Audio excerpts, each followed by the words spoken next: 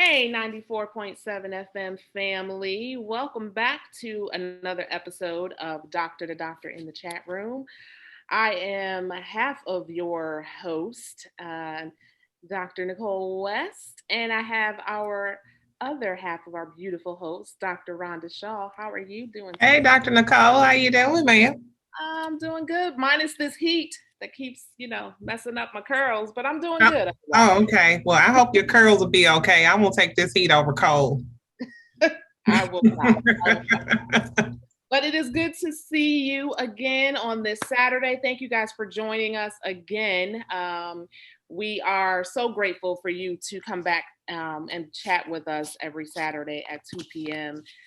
We always try to have some relevant topics that will keep you guys thinking and keep you guys energized. So we just thank you for coming back to see us every Saturday.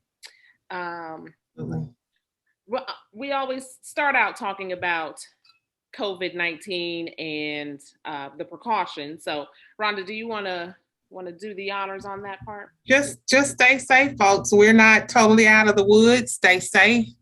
Wear those masks, keep socially or physically distancing yourselves, and try not to congregate in large crowds. I know that we're back on track for, being able to kind of mingle with our families and our friends. Do that, enjoy yourself, but as you're enjoying yourselves, be safe. That's all I ask, be safe. And if you can, please get vaccinated. If there's no reason why you can't, go ahead and get vaccinated. And if you think you have been exposed to COVID, there are still testing sites.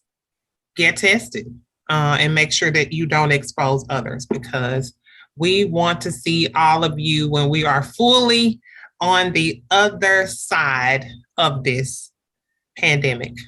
Amen. And we are so happy today to have our very special guest, someone that I now call my friend, and you are going to hear from him in just a moment. Last week we were talking with a young man that had been wrongfully accused and that had done 7 years in prison. Today, we're going to kind of shift a little bit and talk about, what's happening to some of our young men and some of our young women too, and some of the things that are happening and why some of our children are at risk. And we're going to talk with someone that works with these children every day. As a matter of fact, my connection with this guy came through the fact that we both have that in common, in that we are trying to work with at-risk youth in different ways, but with the same goal. Mr. Stevie Moore. Hey, friend. Hey. Hey. How you doing, man? You doing good? Well, I'm tired because I've been dealing with the 7-year-old family all day. They got on July the 4th, and they asked me to come out there and stop killing signs out there and send a message. And you know what, Rhonda, we have got to get into the community more. Yeah. We talk about all these problems we got in our community and stuff, but we talk about it on TV, on the commercial. They come out, the media come out and shoot a blip of us, and we go on back. But the community still got the same problem. Same problems. So we want to talk about that. We want to talk about some of that today. But first, I want you to tell our audience who you are, about your organization. And I would love for you to share your story about, how your organization came about. And then we can move a little further into the discussion. But let's just start with who Stevie Moore is. 70 years old. That's young. That's young, friend. But a lot of people think that I started the program is Stop the Killing. The program is not Stop the Killing. Stop the Killing is an initiative. Within FFUN. FFUN is the program. FFUN is a program. And FFUN was born when I was in jail. I was laying on my bunk in the kitchen dorm, and we talking about one of the mama girlfriend. We checking everybody like we do every day, because before you go to sleep, that's the only way you get to sleep, when you get to checking one another. And it came to me that everybody in jail was in jail for negative behavior. And I said back there in 81 that if we could free ourselves from negative behavior, we could empty the jail. Wow. That's true. That's simple. That's so simple, but that's so true. But I proved it. I got out of jail in 81. I ain't been back. Now I teach in jail because in 1976, Nashville Penitentiary told me I wouldn't be able to get 30 when I was about 26 when I went. But I made a 40-year lie out of them. I'm sure.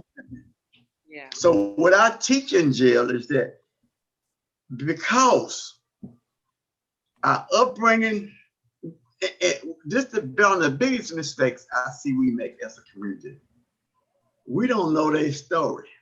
We don't know their story. Yeah. But what we do, we so quick to criticize. Fast tail old girl, didn't nobody tell her have all them children, knucklehead boy. But we don't know their story. Didn't nobody know my story. Yeah. Something I did when I was coming up pimping, I never would do it again because I didn't know the value of a woman's body. Right. It was, I came from South Memphis. That's what you did in South Memphis. That was your hood. You sold dope, you pimp, you did. That's what you did because that was your surroundings. Well, something beautiful happened to me 23 years later. I had, after my remarriage, because I had three boys by my first marriage. And in that first marriage, 40 years ago, they didn't have no ultrasound. They had what you call a smoke-filled room. So when they came and said, come to the room, Mr. Moore, you got twin boys. That's the first time you knew. Wow.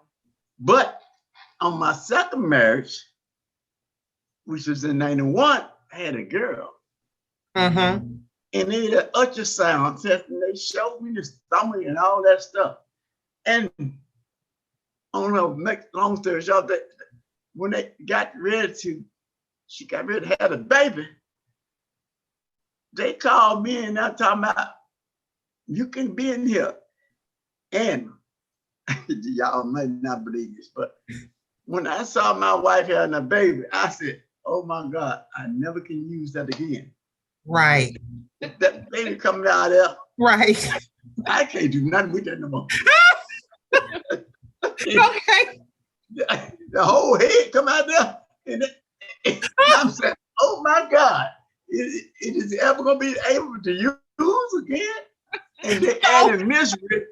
They pulled the baby out and they're going to tell me to cut the cord. And I said, that's what I'm paying y'all for. I'm not killing my baby. I didn't cut it. So they laughed at me and they cut the cord and then they're going to hand the baby to me. And I'm saying, can y'all get some of that stuff over there first? It was new to me, but it sounds funny, but it taught me something. It changed you. It changed me. And I teach this at my class at the jail. And my young men, Mark Luttrin at the Chevy County Power, they asked me some smoke. Women are sprung. You always try like you taking up for women. Now I said, no, I'm not. I said, cause you got a strong mama, you probably, your hard head butt probably caused her to be strong. So my thing about it, my answer always to them, you in jail. Been in jail, now I'm here teaching you. But none of us would be here unless a woman had us. I don't care how bad that woman was. You wouldn't be in jail if a woman hadn't had you. I wouldn't have went through it unless a woman had me. So we got to, as a black man, we got to stop criticizing our black woman and treat them like the queens that God made them to be. Come on now. I didn't understand it back then. Yeah. But women said, and I'll tell you, young lady, Nicole, if you don't treat you like a queen, you don't need it. Hey. You heard that, Nicole. Heard You don't it. need I caught that. We got to tell live from the cave about this. Yes. You don't need it. And I know we're going to have problems with getting to it one up, but that's all right. You still got, because I heard something. If he treats you like a queen, you're going to treat him like a king. Absolutely. Yep. It is It's just simple. It's simple as that. It's just that simple. And I've learned that, and that's one of the worst things I did in my life is pimp. And I teach that. Mm-hmm. You can't sell our mothers because they our mothers. All y'all our mothers. And you know what, Stevie? One of the things that I believe is key is transparency. And that's what I love. I love your transparency. I've heard some preachers preach that I've complimented many times about them not just getting up there talking about y'all can't be doing this and y'all, and the ones that get up there and say, I did this. Like, this is what I used to do. This is who I used to be, right? But look at me now, to show that it is possible, right? It's possible to change. It's possible to turn your life around. Right. And we're not teaching and we're not selling that. Yeah. If you didn't know me, you didn't know I've been shot in the back. You didn't know this nose got cut off and been put back on. You see it. You didn't know this arm was cut off almost and used it. You didn't know this head got busted up. But look at God. Look at God. He put all that back together, and that's really I'm putting back my efforts. To say, hey, come on. And see, when I go out in the street like I went on Montgomery today, and I said, don't hide your beer, man. I drink beer too. It ain't that important. We go out there like we Holy Ghost saints. Come on, y'all, stop this mess. Yeah. And we ain't helping save nobody. That's right. All we say is, I'm going to pray for you and hallelujah. Thank you, Jesus. And then go on about our business. And we go on our business in our community, in our people. When are suffering. We go and pray. We give our art. And then, but when we leave, I've been doing these walks now. Yeah, I love that. Mm-hmm. But tell them about the community walks. Tell them about it. Community walk is something came about me, Bill Gibbons, and White. We came together. But my principle was this: if we just gonna walk to walk, y'all count me out. Because when we walk, the walk ain't gonna take about an hour and a half. But when we lead the walk, our community still got the same problem. Yeah. So what we gonna do after we walk is the issue. That's the reason I want to start resource centers in our community. I'll say you stay in Westwood, just example, or North Memphis. We don't have no resource centers. So when that parent got a problem with, I get a call, people shooting in the neighborhood and all this, they have nobody to call. They said call 311. They call the health department. Who called? They don't know. First of all, they ain't got no transportation. Second of all, the buses ain't running right, so they can't go and they don't know where to go. We need to bring the resources to our community. So if Mama Sue got a problem with her daughter or son, she can go right around the corner and talk to somebody in her community. And she ain't got this shame they call the health department, business all down the street. See, we understand. People in our community, they still got pride. They do. They don't want everybody to know their business. Yeah. Because they having problems. So that's what I want to do. I'm going to them in the community and say, hey, how can we deal with this? That's when you see that sign up there. That tip line. If you don't want to call the police, I understand. Right. Call the tip line. Let me handle it. So those is kind of things we got to connect, Rhonda, with that community. And what you're doing is such a great thing. But nobody want to deal with it. No. You got to deal with this, Rhonda. And I'm going to tell you something else in your field. You don't understand. You're still young. You're going to get criticized, ostracized, a 5 sign. You will get one of them signs. One of them coming at you, baby. You do, Nicole. It's coming. Yeah. But we got to be strong. Of course. Okay. So the thing is, you know, and we've talked about this before. You know, we got all these programs, right? We got a gazillion and one. Don't forget the one. You know, but then everybody is working in silos.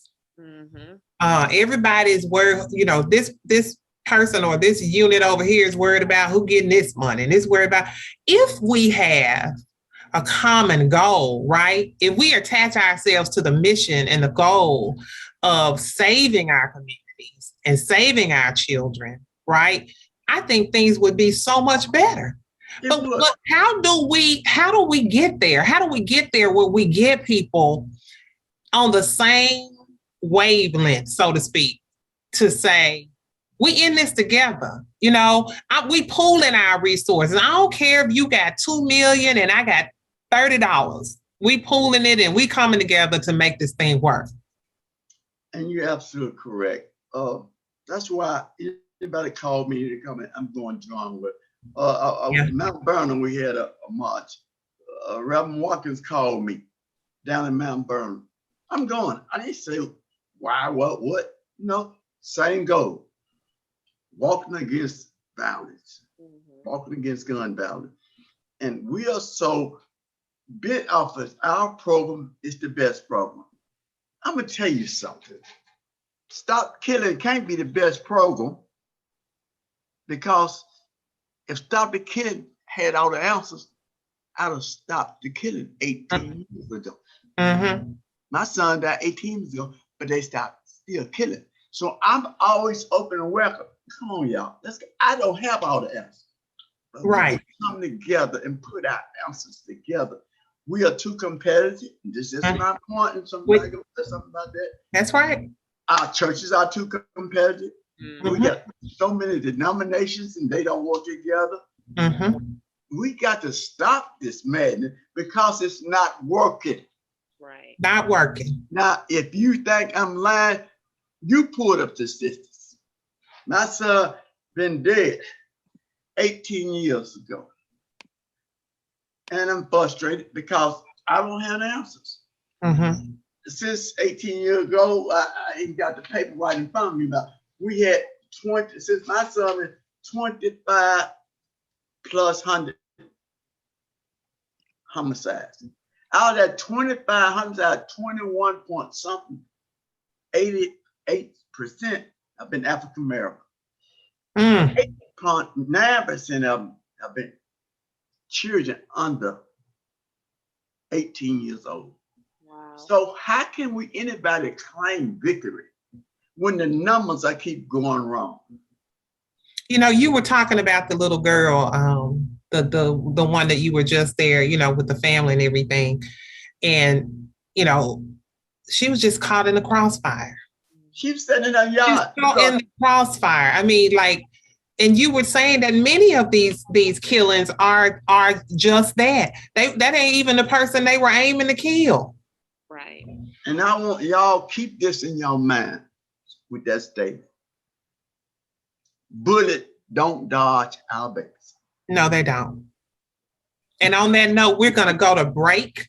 We are here with Mr. Stevie Moore from FFUN, as Freedom from Unnecessary Negatives. We're going to continue this conversation when we come back from break. We'll be right back on 94.7 FM. And we are back on 94.7 FM. I'm here with Dr. Nicole West and Mr. Stevie Moore from FFUN. That's Freedom from Unnecessary Negatives. Tell us the story about your son. Tell us your story. Well, you know, this is what I tell all parents. Children love their mother, but they mimic their daddy. Sure. How you look at it. My first 3 boys, my first marriage. Think about something. I didn't graduate high school. My ex-wife didn't graduate. None of my 3 boys graduated. Mm. I sold dope. My boys, except my attempted to sell dope. So instead of us always lying, how we don't know why they get it from that, I tell people, go in the mirror when you're brushing your teeth and say that about 30 minutes and just look, and you'll figure out where they got it from. They got it from you. So I am not stupid enough to talk why my boy sold dope. Hell, they daddy sold dope. Yeah. And so now I met like a father to me when I was in jail. The clergy in jail, Pastor Tim Henderson, and he told me one day, he said, boy, if you work half as hard for Jesus as you do the devil, you be one hell of a warrior. Mm. He's been dead 23 years because my second married. And he told me that girl that your wife pregnant with now had a lot of more sense than them boys. And I asked him, why you said it? He said, because when you had them boys, you was foolish. Mm-hmm. And they took after your foolish ways. Mm-hmm. He said, now that girl gonna take out, and look at God. She done graduated MSTU. She going to high school. Ooh. Congratulations. I want to wake him up and say, Pastor, I don't know how you do it, but you sure got it right. It was on point. Yeah. So was that the turnaround for you? Having your daughter? Was that what kind of turned everything around for you, was having your daughter? No, turn around me for getting married to a good woman. That'll do it too. See, I forgot. It was still a woman though. Whether it was your daughter or your wife, it was a woman. My daughter wasn't nowhere. I ain't never known my daughter. Let me tell you something about a good woman. Yeah. My wife, see, I got out of jail. And I met my wife. I got a job doing merchandise. Mm-hmm. But I met my wife at my teasers down at Chevy Drive. Okay. I told my friend, that's gonna be my next Cadillac. She was pretty and red. I said, that's gonna be my next Cadillac. To make a long story short, I went to pimp her and I got pimped. Wow. Well, all right. And she came to a party I had when I got out of jail where, we had women dancing on the table, that routine. And she brought me a little gift I never get. And she came in the back door. Now, oh, come on in back. She threw the gift at me, so don't ever invite me to nothing like this no more. I looked at my pocket. I'm losing my grip. She crazy. But I got pimped. Yeah. So that was my last pimping day. Yeah. Rosalind is a beautiful person. And I was just chasing her instead of chasing me. Wow. So that turned me around there. And then after that, we got Rosalind got pregnant with Angel. That was after the fact. And so, but I just never had a woman just so special and came to me and so correct. Yeah. Because I met her to sell her body. Yeah. I met her to catch up. I'm out of jail. I got to get this job because parole boys, I got to have a job. But that wasn't my mission. My mission was to start my game back over. Yeah. Game got shit in my face. Now it's been 30-some years. We still there. So God, wow. Congratulations. Yeah. God is good. Now she run, and she this day still run everything. Sometimes I just okay, whatever. Can't out-argue. Well, she's capable of running everything. You're not telling me you can't out-argue, y'all. Just be quiet. They say happy wife, happy life. So right. And so I go when she get to argue, I go in my room and lock the door. I forget it. And then she be still arguing the next day because y'all bring it up the next day. And we be like, what you talking about? I forgot. But anyway, it's been one of the greatest things that ever happened to me in my life. That's so sweet. That's so sweet. So and this is one thing, Nicole, because you're young. Don't think that relationship gonna always be good and honey. Stuff gonna come up. Yeah. But all y'all got, everybody got an opinion. Let's deal with one another. and be able to accept responsibility and say, hey, okay, I might overact. Maybe I'm wrong. Maybe I did look at that woman too cute. Whatever. So Stevie, was your son, was he selling drugs at the time that he was killed? No, I'm gonna tell you something.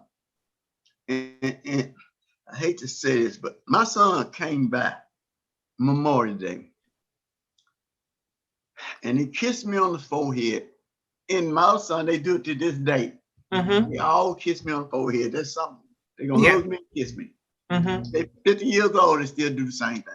Mm-hmm. So I said, son, thought you didn't go to clubs no more. And he said, Dad, I'm just going because they asked me to go out to Memorial Day. And you know, God knows best. That son is the one I never worried about. Because he was the one always calling me and said, Daddy, twin doing this, twin doing that. But he was at the club all that night. And they did autopsy on him the next day. He didn't have no alcohol in his blood, no drugs or nothing. And he the one got killed. And I was always worried about his twin brothers. So that told me something that God knows all. Yeah. But one thing I keep living on, my son didn't die in vain. Yeah. For a reason. Yeah. And that's what keeps me going. Mm-hmm. I made a promise the next day after I saw my son. When I got to the scene, it's about 2 o'clock in the morning. One of the weakest days in my life. I thought I'd been through everything, jail and stuff. But my son laying on that ground, I didn't know this till the next day that the bullet went through the eye and tore half his head off. I didn't know that till I got to the funeral because they wouldn't let me to the body. And when they had the red tape and everything, when I went to go toward the body, a police officer stopped me and said, sir, you don't need to see that. So I had to watch him lay on the ground for 3 hours before they picked the body up. I didn't understand then, but I understand now. He was dead on arrival. So, but as a father, I couldn't touch my son. And that hurted me a long time because I wonder if I just could have told him, no, don't go. But I did. And that bothered me for years. And that's the next day, I made my mind and I started this the next day. I promised my son, God, and myself that I'd spend the rest of my life trying to save other children. Our children shouldn't have to go. We shouldn't have to walk out the street and see our children lying with their head blown off. Yeah. I ain't gonna never forget that. So your story is unfortunately, similar to a lot of people in our community all across the country. So many. Yeah. And you have made a vow, and I read on your website, you said something about when your son was killed, you wanted revenge, but instead you vowed to stop others from acting on that same impulse. And I'm just wondering, how did you do that? I can't imagine my son being taken from me and not wanting. Do you know how? Revenge. Because it took us about 3 weeks to a month to even get my son. And the next morning when I found my son, I still got the t-shirt with all the blood on it. I went and caught our son about 6 or 7 o'clock in the morning at house. And it hit me. I got all that. I don't know why they got these guns from. They was putting on bulletproof vests. They had machine gun. These kids can get guns anywhere. Yeah. And I had to tell them they want to go to the house and kill that boy mama. Wow. And I said, son, if y'all do that, y'all just as worse as who just killed your brother. That changed me right then. Cause me and my oldest brother, Willie Moe, we had made a plan. We said, oh, let's don't let the children do it. Let's us go take care of this business.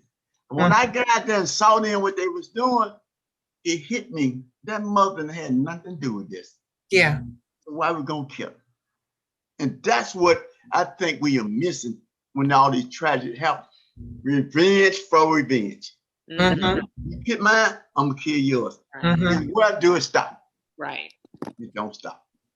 And we so an extension of what Nicole was asking, you know, when you are called, because I do know for a fact that, you know, when these killings happen with these kids in the city, you're one of the first people that's called to these scenes. Yes. You know, what is that like, going back time and time and time again? Because I know it has to be that when you look at somebody else's child, you see yours. Mm-hmm. It has to be a constant reminder, you know, and I know it has to be God that's giving you the strength to do that, you know, but talk about how you manage that and how you deal with going back time and time again to just relive this. Because that's how we do in our program. Most of my committee members are people that had homicide. Mm. And we didn't do it. Last year was offset down. We have a memorial at Botanical Garden every year where we bring all people and lost loved ones together. Mm-hmm. My thing is that I tell people this: don't remember they dead. Remember they lived. Mm-hmm.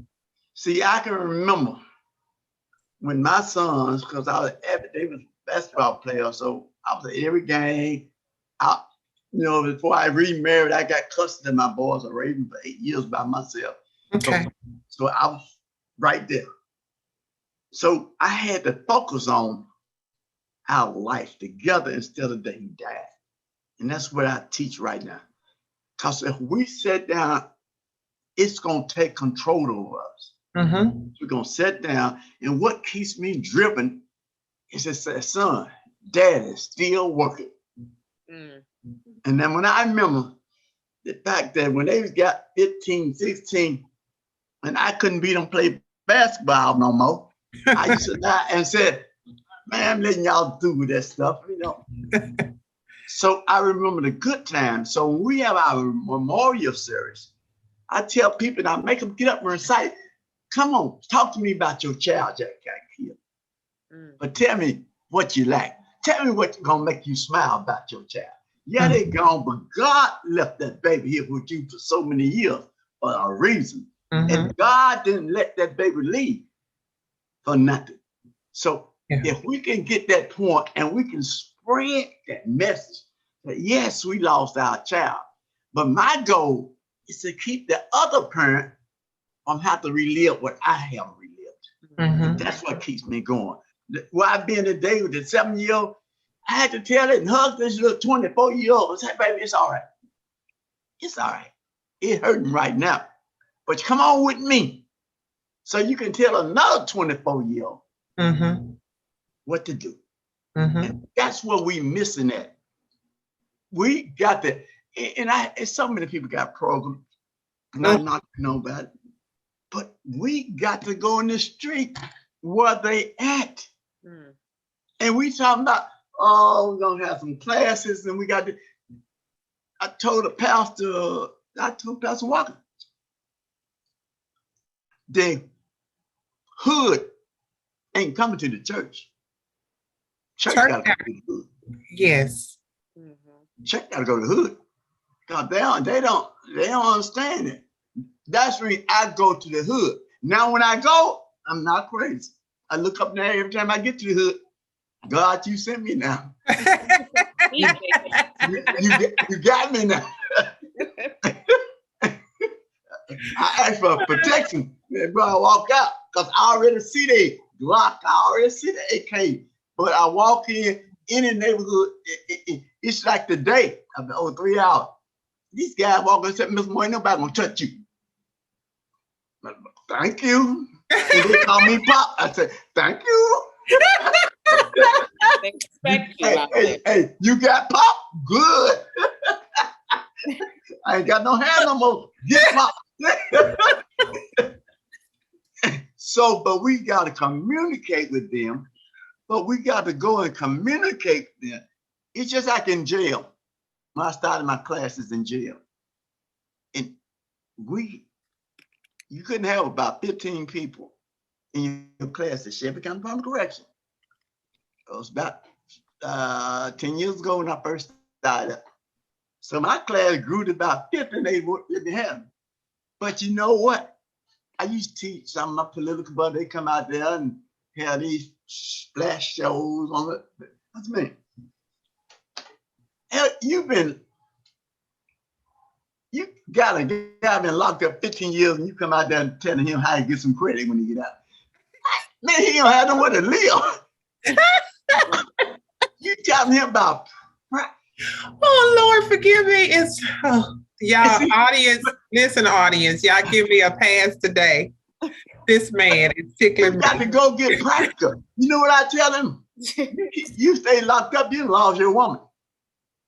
You ain't gonna have nowhere to stay. That's real. They can relate to that. Mm-hmm. You ain't gonna be getting no job because you got a felony.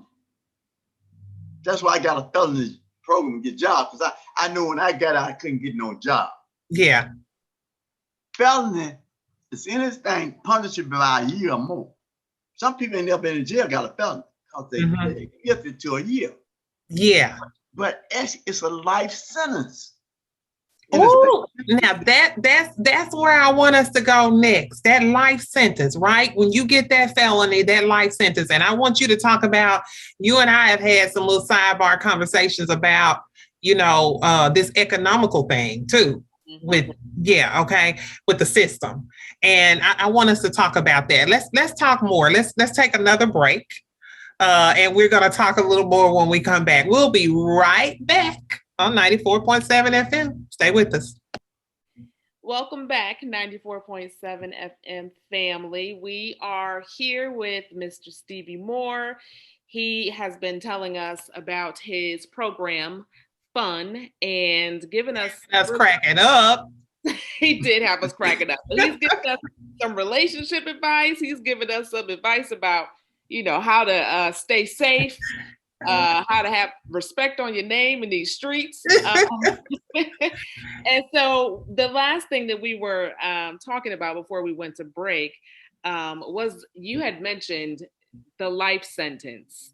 So tell us a little more about what you mean by that. Well, the system is set up. Think about if somebody sentenced you to 3 years, you got a felony. Mm-hmm. But after you do your 3 years and get out, you still a felony. You can't have no rights. You can't even go hunting license. It's set up to keep us bonded. And I'm gonna tell you something. What's really wrong with the system now? When I was in jail workhouse, it was for punishment. And people don't believe it. Jail is not for punishment no more. Jail is for economics. Mm-hmm. When I served time, I could go to the phone book and put 10 cents in the phone and use the phone. Now, you had 3 minutes to use the phone back. They had them on the wall. And then they got smart and said, then they put them in every dorm. Mm-hmm. Now they put in the walls of the dorm. Now they put phones in the dorm. You can use phone anytime you want, but it's gonna cost you over $3. Look at the money. Yeah. Your wife, your girlfriend, they gotta put that money on the book. Then now, even if put money in your book, they get their money first.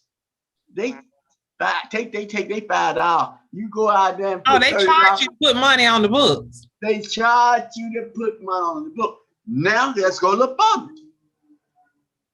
When I was serving time, your parents could bring your radio or TV. They could bring your underwear.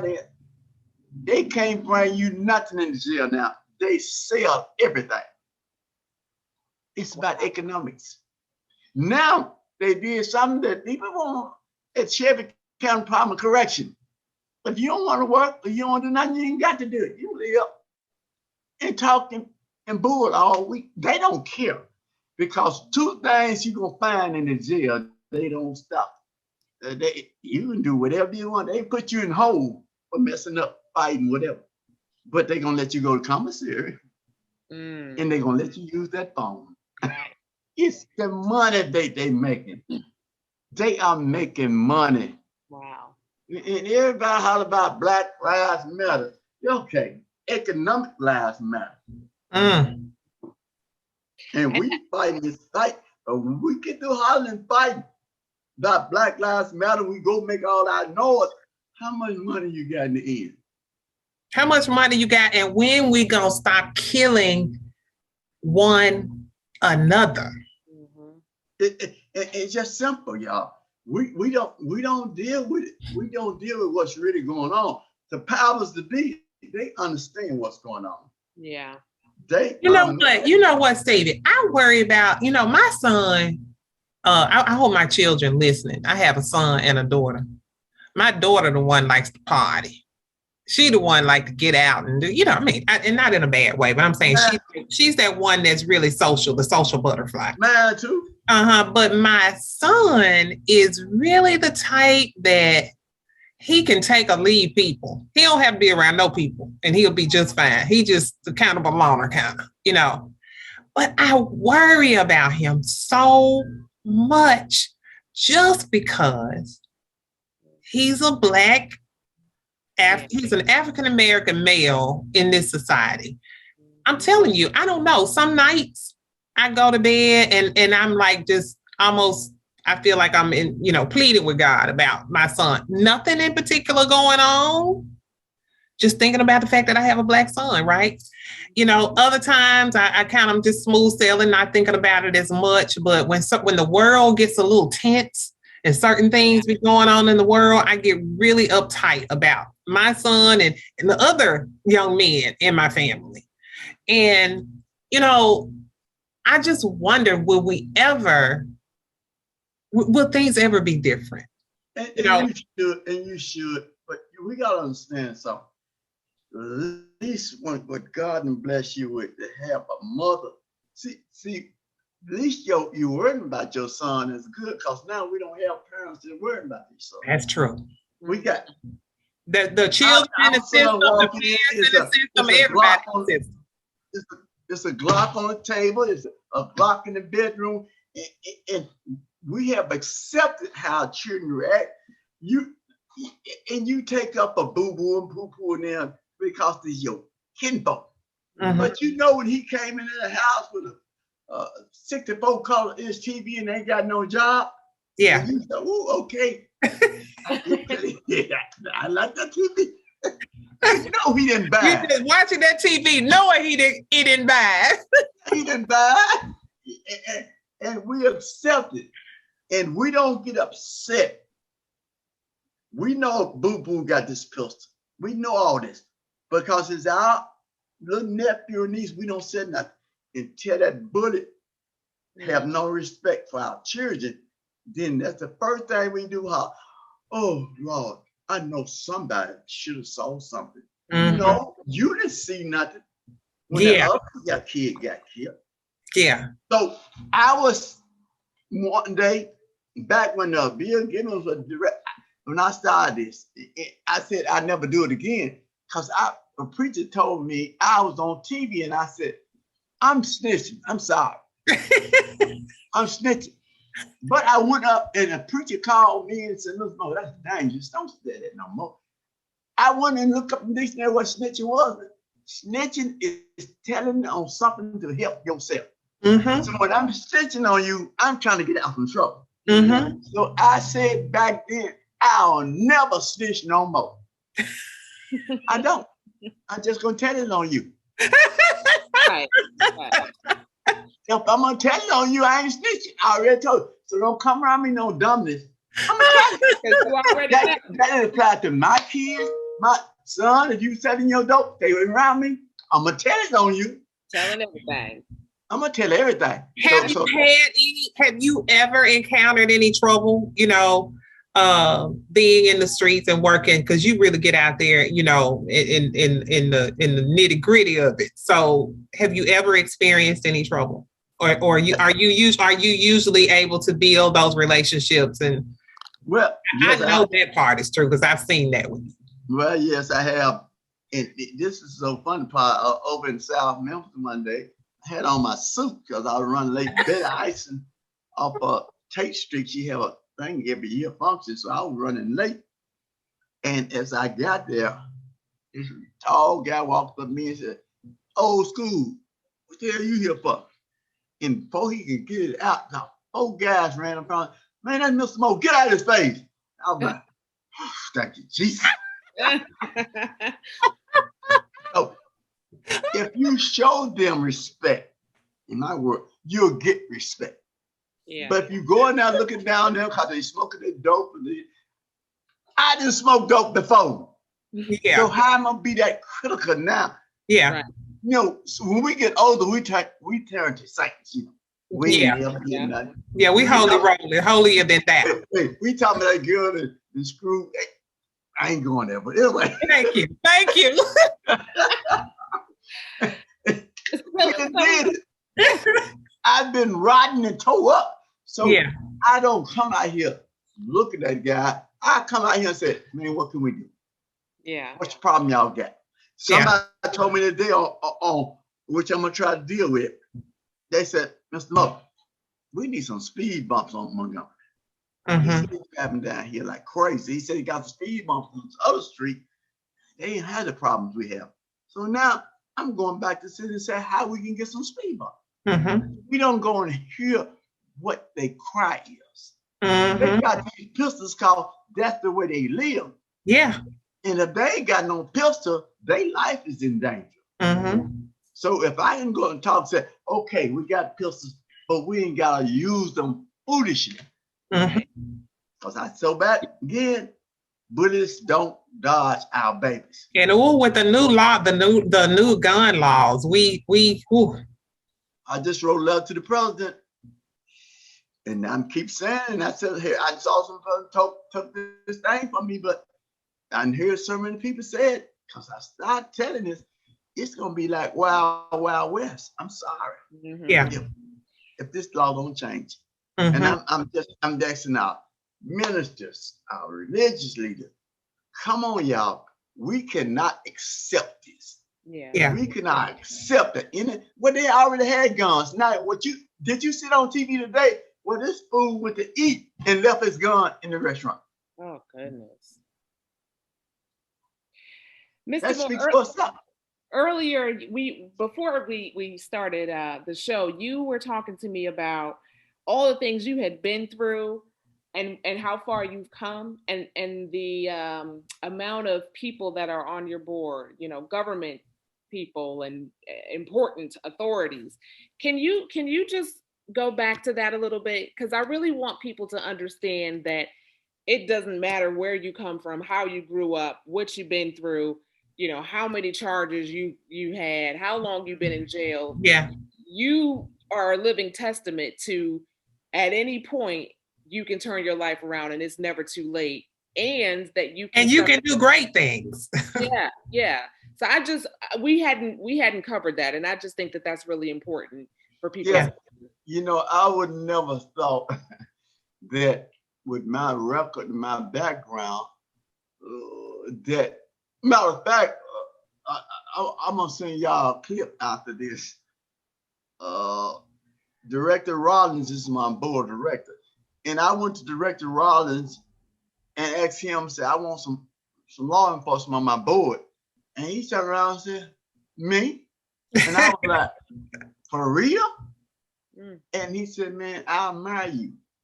Then I went around to I got a little slick, and I went to Sheriff Floyd Bonner. I said, can you give the sheriff to him? I said, cause Rick gonna be on my board. And he said, me too. Then I went to Judge Russell, which is a white Republican, just like a brother, man. He's on the board too. So I got these people on the board that look at me as a human being, not just what I did. And all of them tell me about me because I came back against the odds. That's what I'm trying to teach. We can fight the odds, y'all. We can come back I don't care what we've been through. I ain't letting the devil make me a lie.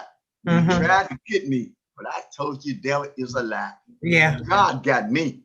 I ain't saying I'm that good, because I got some, well, I don't tell you, my wife, I got some fault. I still mess up sometimes. Yeah. But Of course. I try to do what's right. Yeah. I try to help people. Have that clip. It was a beautiful dedication to you from Director Rollins Right. as he was exiting his position. I have that clip. Oh, okay. Made me honorary police. And I didn't even know that he was going to do it, because I had an old sweatshirt worker. And he called me down there. And what he said was more than what he gave me. Yeah. Because he told me, you tell the truth when other people lie. You work. It just touched me and made me want to work harder. And that's when I like people like you, Rhonda, that's out there. I keep telling you, don't get discouraged. That's what Satan wants you to do. Don't get discouraged. Don't let him win. Because I ain't going to let him win. And Nicole, you young. It's going to come against you. It's going to come at you. And the more God bless you, the more they're going to come at you. Then that's when you shake your head, that pretty red hair, and you say, okay, damn y'all. I'm going to do what God said do. Yeah. So that's why I keep giving food to drive. Last year we gave over 300 kids, and they said we couldn't get it because of the pandemic. We still had a drive back. Yeah. We gave over 300 kids 2 toys apiece. We're going to do it again. This year we're going to get 1,200 children school supplies. And you say you got to come in the car, you can have up to 4 kids in the car. That's my mission. I tell you everything. I don't eat a whole plate of food no more, but I sure can get plates away. What is small to me is a treasure to somebody else. Yes. How can people help? How can they donate if you need that kind of assistance? What can people do? They can donate. I might just make that out.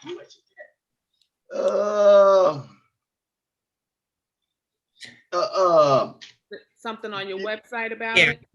Yes, you can. We got it out there. You can donate by sending to our website, Freedom from Unnecessary Negatives, or that's FFU. That's FFUN. SaveYouth.org.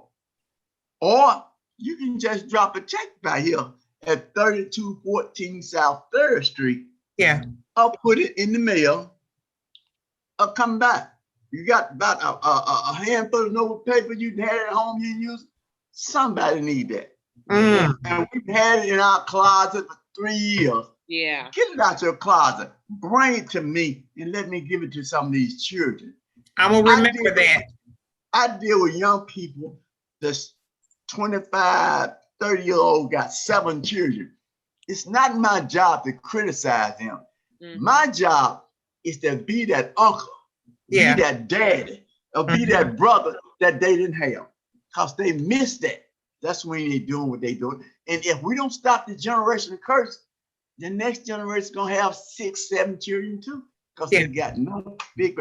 And one thing I'm going to lose you. When I was pimping back in the day, I never tried to get a young lady that had 4 big brothers and a dad.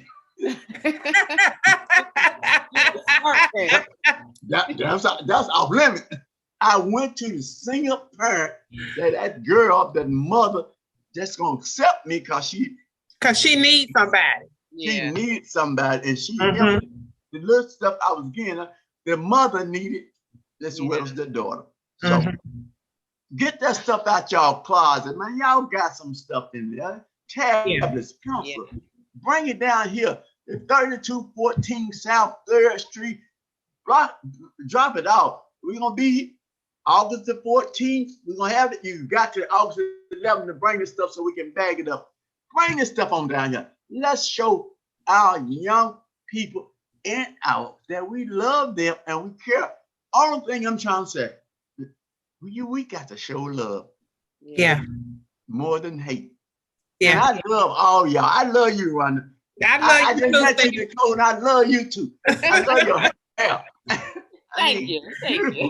Stevie, thank you so much for coming and talking to us. And man, you're always so real. And I thank you for that. I thank you for being the man that you are. And I thank you for taking your life lesson and your lived experience and using it to help our children and to help, people that are less fortunate. And hats off to you. Hats off to Rosalind and all of what you guys do. Folks, don't forget, this is FUN, FFUN. Look up FUN. Just Google it, and you can go to the website. And if you want to send something or donate something, you can do that. And he's at what on South 3rd? What's that number? 3214 South 3rd. And right across from the fire department, right past Brooks Road. Yes. You can't miss it because we got stop the killing signs everywhere. That's right. So look for all that red and white and just go by and donate. Go by and see the facility there. He has a nice facility there. And we thank you. We thank you for coming on such short notice. We thank you guys for coming back like you do every week to spend this hour with us. And we look forward to seeing you again on next Saturday, Dr. Nicole. Yes, 2 p.m. Don't miss it, y'all. All right. We'll see you then on 94.7 FM.